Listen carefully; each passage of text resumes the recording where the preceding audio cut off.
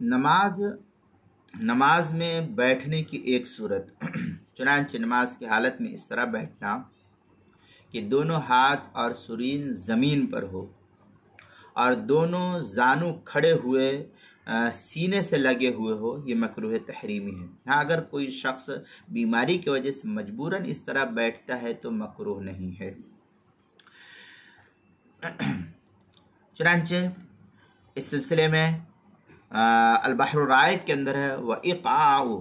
كَإِقْعَاءِ الْقَلْبِ وَهِيَ كَرَاهَةٌ تحریم للنہی المذکور، جس طریقے سے کتا بیٹھتا ہے اس کو اقعاء کہتے ہیں، تو یہ منع ہے نماز میں۔ چنانچہ یہ تفصیلی بحث جو ہے البحر الرائق جلد نمبر 2 صفحہ نمبر 22 باب ما یفسد الصلاح وما یکرہ فیہا، جو HM سعید کا چھپا ہوا نسخہ ہے۔ فتاوی شامی جلد نمبر 1 صفحہ نمبر 643 باب ما یفسد الصلاح وما یکرہ فیہا،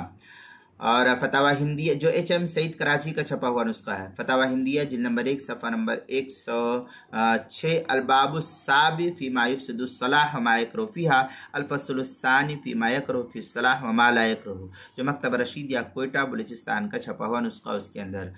اور نماز کے مسائل کا انسائکلوپیڈیا جلد نمبر 1 صفحہ نمبر 244 حروف تہجی با، عنوان ہے بیٹھنے کی ایک صورت۔